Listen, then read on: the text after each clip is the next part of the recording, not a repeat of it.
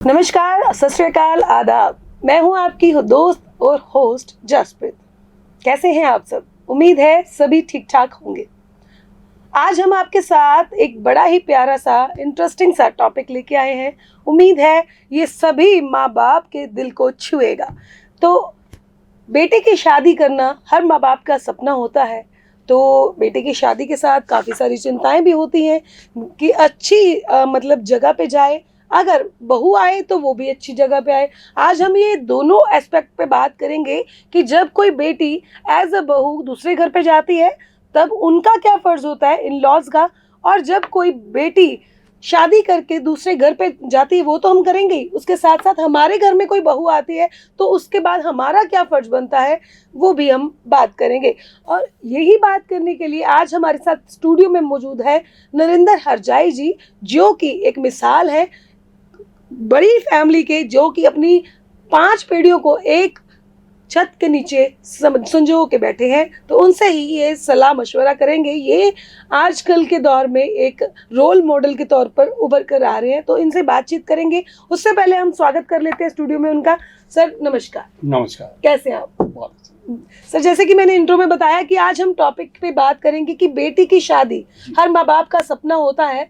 तो सपने के साथ साथ जो चिंताएं होती हैं वो भी ज्यों की त्यों होती हैं। तो ये चिंताएं क्यों होती हैं और इनको हम कैसे सही कर सकते हैं, ये बताइए प्लीज। जी देखिए, मुझे लगता है कि ये जो टॉपिक बेटी या बेटा, देखिए जो भी माता पिता बेटी वाले हैं या बेटे वाले हैं, दोनों को चिंता होती है। मैं मानता हूँ, क्योंकि मैं बेटी वाला भी हूँ बेटे वाला भी हूँ।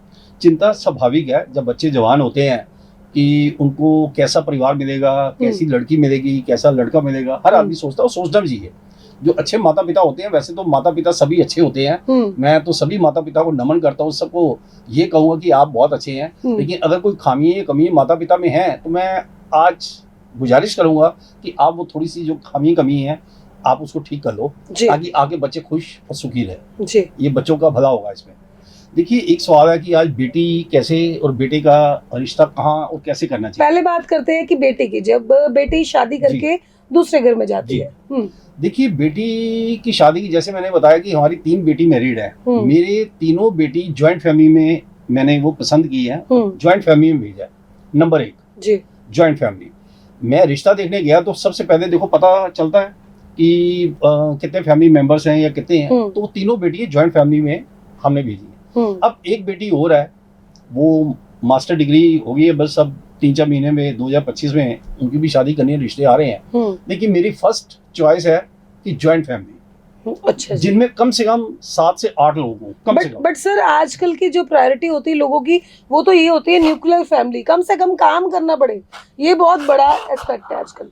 जी, आपने बेटा जी एक अच्छी बात की है, अच्छी सोच है आपकी। मैं सहमत हूँ। लोगों की जो थॉट है, सोच है या विज़न होता है, मैं कभी पसंद ही नहीं कर सकता। आज ऐसे ऐसे लोग, वो आपने ठीक कहा, बेटी को वहाँ भेजते हैं जहाँ कोई टोका टाकी करने वाला ना हो, या किसी का माँ या पिता दुर्भाग्यवश जो नहीं होते, और घर में एक बेटा है और एक फादर है या मदर है, 2 लोग हैं, तो उनमें ज़्यादा प्रेफर करेंगे। आजकल जो है, मैंने भी सुना है, हर आदमी सोचता है। मैं नरेंद्र हरजाई अपनी बात करता हूँ, अपने बच्चों की बात, अपनी फैमिली की बात करता हूँ। मैं इसके हमेशा खिलाफ रहा हूँ। अब देखिए क्यों खिलाफ हूँ, ये बेटा आप भी समझेंगे मेरी बात को। मैं इस वजह से खिलाफ हूँ कि घर में 2 या 3 लोग हो, सपोज आप वहाँ अपनी बेटी भेज रहे हो, जिनकी सोच मंशा ये रहती है कि हमने बेटी छोटे घर में देनी है जिसमें 2 या 3 मेंबर हो। मुझे ये बताइए, आज मैं जो ज्वाइंट फैमिली जहाँ बेटी भेजोगे उसके प्लस पॉइंट क्या है और माइनस पॉइंट क्या है, मैं दोनों बताऊंगा। बिल्कुल। देखिए, पहले तो मैं प्लस पॉइंट बताता हूँ कि जब आपकी बेटी जिस घर में जाएगी 7-8 लोग होंगे, तो उस बेटी को मान सम्मान देने वाले 7 से 8 लोग होंगे। नंबर 1। नंबर 2, उनका दुख सुख शेयर करने के लिए वो मेंबर होंगे, क्योंकि जब 7-8 मेंबर होंगे तो सास ससुर, हस्बैंड, देवर देवरानी या जेठ जेठानी, जो देवरानी तो बाद में आती है, तो जेठ जेठानी या जो भी होंगे 7-8 मेंबर, उससे क्या होता है, आपको मायके को किसी बात की टेंशन देने की जरूरत नहीं है। टेंशन इस वजह से जरूरत नहीं है कि जब आपकी जो रिस्पॉन्सिबिलिटी है, आपने बिफोर मैरिज जब लड़की आपके पास है तो आपने बेटी को संस्कार दिए और वहां भेज दिया, उसके बाद 7-8 लोग होंगे तो घर में 2 या 3 लोग तो घर में अवेलेबल होंगे, तो वो जो है आपकी बेटी का वहां मन लगेगा, वहां वो अपना दुख सुख शेयर कर सकते हैं। मैंने ऐसी बेटियां देखी हैं, हमारे रिश्तेदारों में भी हैं, दोस्त भी हैं, पड़ोसी भी हैं, बहुत से मैं समाज सोसाइटी के संपर्क में रहता हूँ। वो कहते हैं घर में कोई बेटी से बात करने वाला नहीं है, हमारी बेटी डिप्रेशन में है, डिप्रेस्ड है, टेंशन में रहती है, स्ट्रेस में रहती है। तो मैंने कहा जी फिर आपका जो चुनाव गलत है। आपका चुनाव मीन्स कि आपने अपनी बेटी का रिश्ता देखा है, तो आप सिर्फ इस मौज में रहते हो कि मेरी बेटी को कोई टोका टाकी करने वाला नहीं है। ये मैं आज हर माता पिता को कहूंगा कि जो माता पिता ये सोचते हैं कि मेरी बेटी को कोई टोका टाकी करने वाला ना हो, मैं नम्रता विनम्रता से कहता हूं वो माता पिता का दुर्भाग्य है। दुर्भाग्य इस वजह से है, देखिए मैं अगर कोई बात समझा रहा हूं जो मुझे भगवान जी ने सद्बुद्धि दी है, तो उसमें आपका भला है, आपके बेटी का भला है, आपके परिवार का भला है। आप नहीं मानना चाहते तो मत मानो, मैं किसी को बाउंड नहीं करता, मेरी कोई कंडीशनल बात नहीं है कि नहीं मैं ये कह रहा हूँ तो यही आपने करना है, आपकी मर्जी है। लेकिन ज्वाइंट फैमिली का मतलब सिर्फ ये होता है कि आपकी बेटी कभी डिप्रेशन में नहीं जा सकती, कोई अगर उसको रोकने टोकने वाला नहीं होगा। अगर वो न्यूक्लियर फैमिली है, जैसे वो 2 मेंबर है या 3 है, तो उसमें आपकी बेटी किससे बात शेयर करेगी? क्योंकि आपके दामाद जी जब जाएंगे, वो सुबह जाके रात को घर आएंगे, तो वो बेटी पूरा दिन कैसे गुजारेगी? सर ये तो बात हो गई ना आपकी, जैसे न्यूक्लियर फैमिली और जॉइंट फैमिली की जी। बट जो इन लॉज है उनके, जो बेटी शादी करके आई उसके प्रति फर्ज क्या होने चाहिए? जो बेटी जहाँ भेजते हैं, इन लॉज की बात कर रहे हो? हाँ, मैं वो बता रहा हूँ। देखिए आज उन माता पिता को, आपने एक अच्छा क्वेश्चन किया बेटा, आज मैं उन माता पिता को कहूंगा जहां बेटी, जो बेटी वाले बेटी देते हैं जिस ससुराल में, आज उनके लिए एक आग्रह है जो बेटे के माता पिता है। आप एक बात सोचो जो अब मैं कहने वाला हूं, आप जो अपनी बहू के साथ व्यवहार करते हो, जो भी करते हो, अच्छा करते हो, बुरा करते हो, कोई टोका टाकी करते हो, कमियां निकालते हो, जो भी करते हो आप, वो आपको पता है, हर परिवार का अपना एक पर्सनल मैटर होता है। लेकिन मुझे ये बताइए कि अगर आप अपनी बहू के साथ टोका टाकी करते हो, हाँ समझाओ, अगर वो बहू कोई गलत काम कर रही है या आपके कहने से बाहर है तो डांटो उसको। मैं ये नहीं कहता कि डांटो नहीं, आप डांटो, आप पूरा कंट्रोल रखो आप। लेकिन अगर आप, वो बच्चा समझदार है, आपके परिवार का नाम रोशन करना चाहता है या कर रही है, तो आप फिर टोका टाकी करेंगे तो ये तो फिर भगवान जी कर्म देखते हैं। और जो लोग ऐसा व्यवहार करते हैं, ससुराल भी गलत होते हैं, मुझे पता है। अगर वो बहू के साथ दुर्व्यवहार करते हैं तो वो ये सोचे कि अगर आपकी बेटी के साथ उनके ससुराल ये करें तो फिर आपको कैसा लगेगा। सोचना ही है, एक बात जरूर सोचना है। मैं तभी कहता हूं कि किसी की आत्मा को मत दुखाओ। आज लोग ये भूल जाते हैं, वो कहते हैं हम लड़के वाले हैं, पर सर वो ये सोचते हैं शायद ये बेगाने घर से आई है। उन लड़कियों को हमेशा ये चीज जरूर सुननी पड़ती है कि ये तो बेगाने घर से आई है, ये अपनी थोड़ी है। वो दुर्भाग्य इंसान है, उनका दुर्भाग्य है जो ये सोचते हैं दूसरे घर से आई है। दूसरे घर से आई है तो आप उनको लेके आए हो जी, आपने पसंद किया, बिल्कुल आपने रिश्ता किया, सोच समझ के किया, तो फिर वो आप ये क्यों बोल रहे हो कि वो दूसरे घर से आई है? मैं कहता हूँ, आज मैं इस माध्यम से ये सबको कहना चाहता हूँ, बेटियों को भी, बेटों को भी, और दोनों के माता पिता को। मुझे एक बात बताइए, आप अगर बेटी का आप रिश्ता फाइनल करते हैं, बेटे को पसंद करते हैं, उस घर में जाते हो, उस घर की सारी कंडीशन पता होती है, सिचुएशन पता होती है, पोजीशन पता होती है, फिर बाद में गिले शिकवे क्यों हो जाते हैं? पहले तो आप बहुत मिठाइयाँ खिलाते हो, एक दूसरे का मान सम्मान करते हो, कोई गैर भी आता है, लड़के वाले या लड़के वाले, उनको बड़ा मान सम्मान है। मुझे ये दुर्भाग्यवश कहना पड़ता है, उसके बाद वो बेटी वालों को या बेटे वालों को क्या हो जाता है कि जो डिसरिस्पेक्ट करते हैं जी, वो उनका मान सम्मान नहीं करते हैं। एक्चुअली पता सर बात क्या है, जैसे जब रिश्ता ढूंढना होता तब तो चिराग लेके ढूंढने, हमारी बहू तो लाखों में एक है, फिर वही लाखों में एक में लाखों कमियां निकल आती हैं। फिर बंदे को सोचना चाहिए कि इसका मतलब आपको अपनी चॉइस पे शक है, इसका मतलब आपकी चॉइस ही गलत है। इसमें ये बात मैं बिल्कुल, अभी इसके बाद मेरा ये सेंटेंस था, यही बात मैं कहने वाला हूँ। देखिए, जब हम बेटी का रिश्ता या बेटी का करते हैं, सहमति से होती है, बिल्कुल ठीक है। मैं 2 चीजों, एक शॉर्टकट में कहूंगा कि लव मैरिज और डाइवोर्स के मैं हमेशा खिलाफ हूँ। मैं पहले ही बोल चुका हूँ, आज फिर कहता हूँ, लव मैरिज और डाइवोर्स ये 2 बददुआ आ गए। नरेंद्र हजाई कहते हैं, ये मेरी अपनी सोच है। मैं चाहता हूँ कि जीवन, आपका जो जीवन साथी है, लाइफ पार्टनर है, वो आपको और इससे भी बेहतर मिल सकता है जो आप सोच रहे हो। कैसे मिल सकता है? आप अपने माता पिता से ज्यादा समझदार नहीं हो सकते। आज मैं हर बेटी को कहूंगा, आप अपने माता पिता से समझदार नहीं हो सकते। पढ़े लिखे ज्यादा हो सकते हैं, गुणवान भी हो सकते हैं, लेकिन कहीं ना कहीं उनका बेटी और बेटे के अंदर देखिए ना, तजुर्बा जो माता पिता का 25 ईयर्स का तजुर्बा ज्यादा होता है। तो अपने माता पिता की एडवाइस लो, और अपने माता पिता को दुख देकर जो बेटी या बेटे शादियां करते हैं, मैं उनको आज एक नम्रता से कहूंगा, ये अच्छी बात नहीं है। क्योंकि जिस इंसान ने अपने माता और पिता का मन दुखाया, वो चाहे लड़की है या लड़का है, वो बहू है या दामाद ही है, अपना मन दुखाया उनका, तो मैं ये समझता हूँ कि सुख की कमी है तो फिर आपके अंदर भी जिंदगी भर रहेंगी। जीवन में सुखी रहना चाहते हो, मैं हर एक इंसान को, अपने दामाद को भी बोलता हूँ, बहुओं को बोलता हूँ, बहुओं को ये बोलता हूँ कि बेटा पहले ये घर आपका ये है ससुराल, जैसे मेरी 2 बहुएं हैं, कि बेटा पहला घर ये है, बाद में आपका मायका है।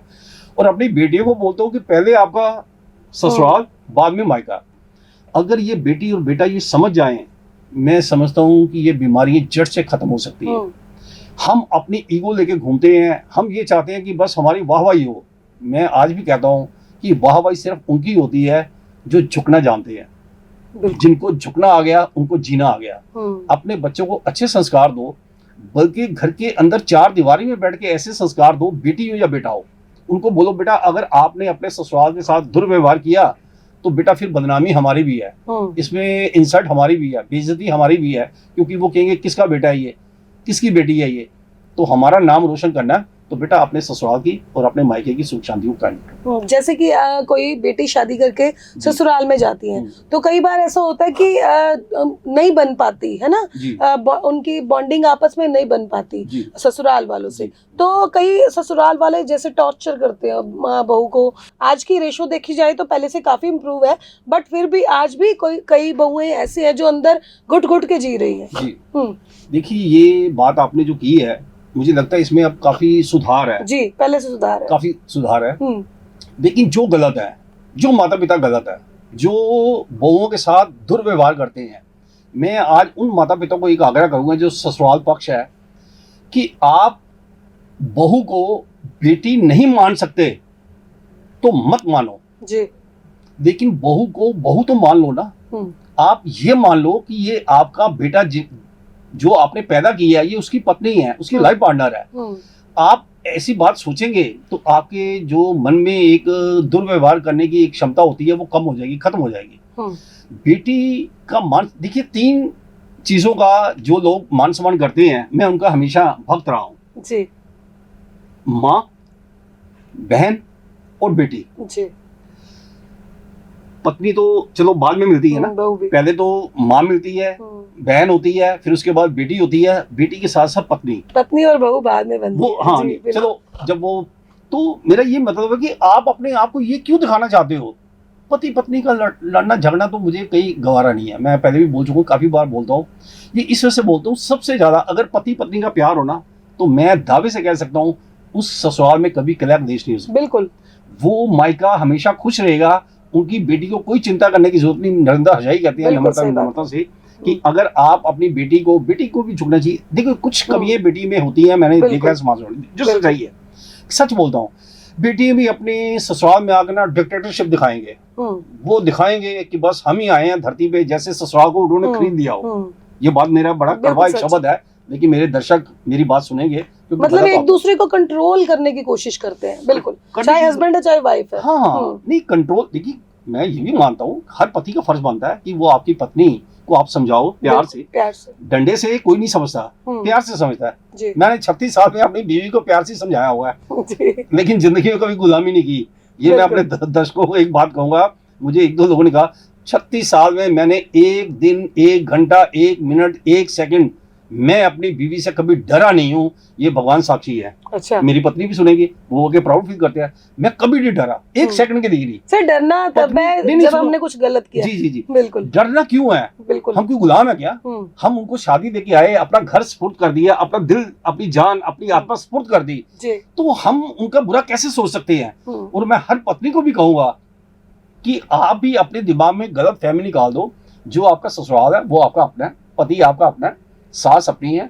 ये दूसरे के बहकावे में 95% घर कभी खराब नहीं होते। नरेंद्र हजाई कहते हैं जब तक बाहर के लोगों की दखलअंदाजी ना बिल्कुल हो। बिल्कुल। ये जो आज बेटियों को आप ये देखिए, हमारे घर में 18 मेंबर है, मैंने अपनी दोनों बहुओं को डे 1 से कहा हुआ है कि बेटा जो आपको गलत शिक्षा देगा वो पाप का भागीदार है।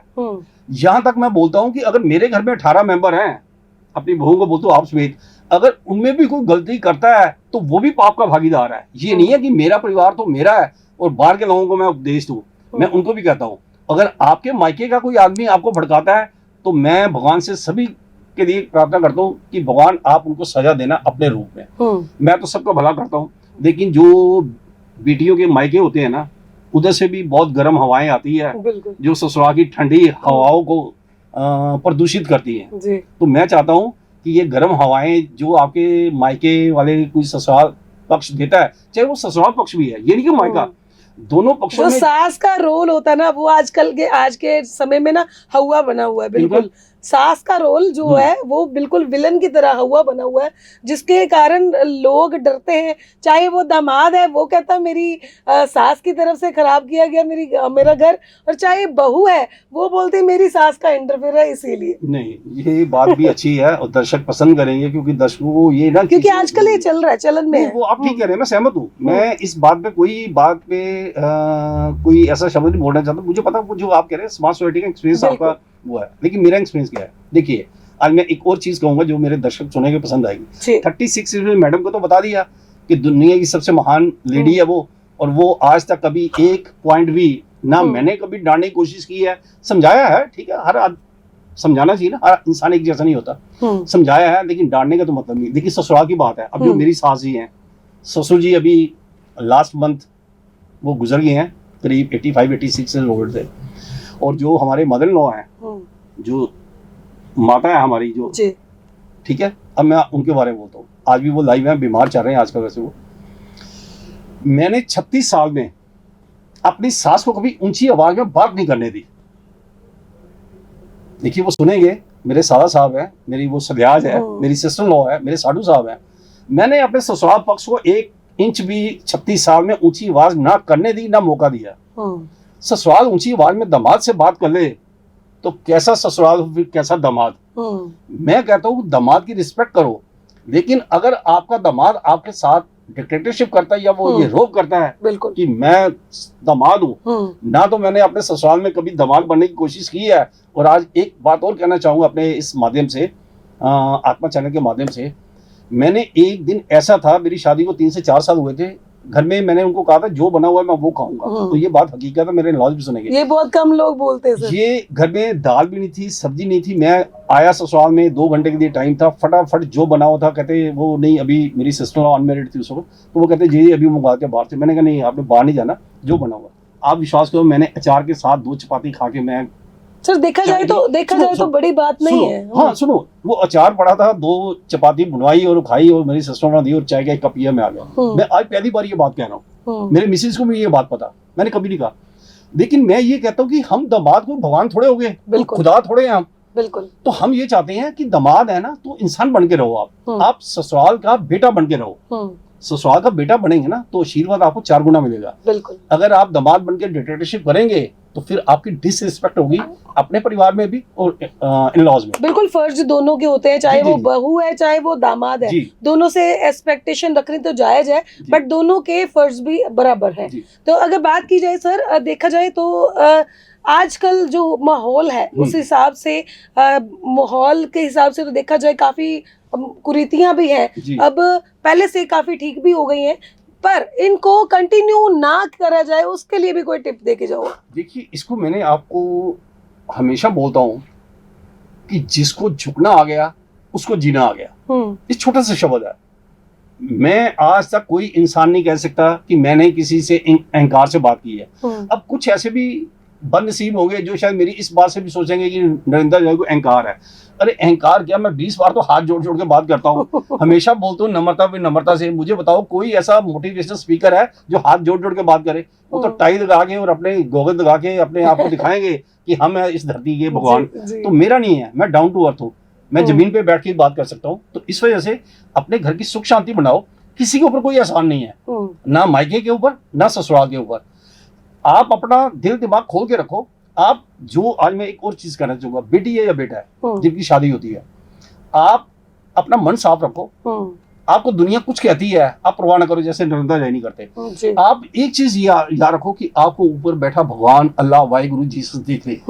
मैं सर एक चीज मैं जरूर मेंशन करना चाहूंगी जी। आपसे कि आप हमारे व्यूवर्स को बताइए कि जब बेटी को शादी करके भेजते हैं उनको माँ बाप बहुत सीख देते हैं भी वही तुम्हारा ससुराल है, वही जी। तुम्हारा घर है ना। जी। तो ऐसे ही जो बेटे हैं जब वो उनकी शादी करते हैं तो उनको भी आई थिंक सीख देनी चाहिए कि उसके माँ बाप भी तुम्हारे ही माँ बाप है। जैसे जी। आपने बोला जी। कि अचार के साथ रोटी खाई, जी जी जी। तो बेटा बनना चाहिए ना कि दामाद बनना जी। चाहिए, उनको भी एक सीख देना। जी मैंने पहली बार ये शब्द बोला है, मेरी बिल्कुल। फैमिली को नहीं पता, बिल्कुल वो मेरी सिस्टर इन लॉ को पता है या मुझे पता है कि उन्होंने ये मुझे परोसा और मैंने जबरदस्ती, मैंने कहा नहीं नहीं कुछ नहीं चाहिए मुझे, कुछ चाहिए। जी। कहने का मतलब डाउन टू अर्थ रहना चाहिए। 36 साल में ससुराल की हिम्मत नहीं कोई ऊंची शब्द में आवाज दे दे। पहला तो ये है। दूसरा ये है कि मैं हमेशा झुक के रहता हूँ। ससुराल को मौके ना दो कि आप किसी के साथ मिसबिहेव कर रहे हो या गलत व्यवहार कर रहे मतलब बेटों को भी बराबर की हाँ, सीख हाँ। चाहिए। हो। बिल्कुल देखिए ससुराल दोनों के होते हैं। बिल्कुल। बेटी अगर अपने ससुराल में सुख शांति से रहेगी तो बेटे का भी फर्ज बनता है। अगर आप की पत्नी, आज मैं हस्बैंड से बात करूंगा, जो बेटे हैं जो मैरिड हैं, आपकी पत्नी अगर आपके माता पिता से दुर्व्यवहार करती है तो आप उनके साथ भी दुर्व्यवहार ना करो जी, गिव एंड टेक ना करो, टिट फॉर टैट ना करो। आप उनको ये कहो कि अपनी पत्नी को समझाओ कि आपको भी भगवान देख रहा है और मुझे भी देख रहा है। बिल्कुल 80% तो मैं ये कहता हूँ 80% ये काम आपका घर बैठे ही हल हो जाएगा, ये मेरा विश्वास है। बहुत अच्छे विचार आपने हमारे व्यूवर्स के साथ साझा किए, उसके लिए तहे दिल से धन्यवाद है सर। हमारे व्यूवर्स को भी इनके विचार काफी पसंद आए होंगे। सर का कहना है कि चाहे बेटी हो या बेटा, दोनों को ही सीख देनी चाहिए जब वो शादी करके नए बंधन में बनते हैं, चाहे वो ससुराल लड़की का हो या लड़के का हो। देखा जाए तो ससुराल दोनों के ही होते हैं, रिश्ते दोनों के होते हैं, तो योगदान भी दोनों का ही होना चाहिए। तो इसी अच्छी शिक्षा के साथ हम आज के लिए अलविदा लेते हैं, फिर मिलेंगे, तब तक के लिए बने रहें। नमस्कार। नमस्कार। Thank you sir. सबका भला, सरबत का भला। Thank you. धन्यवाद।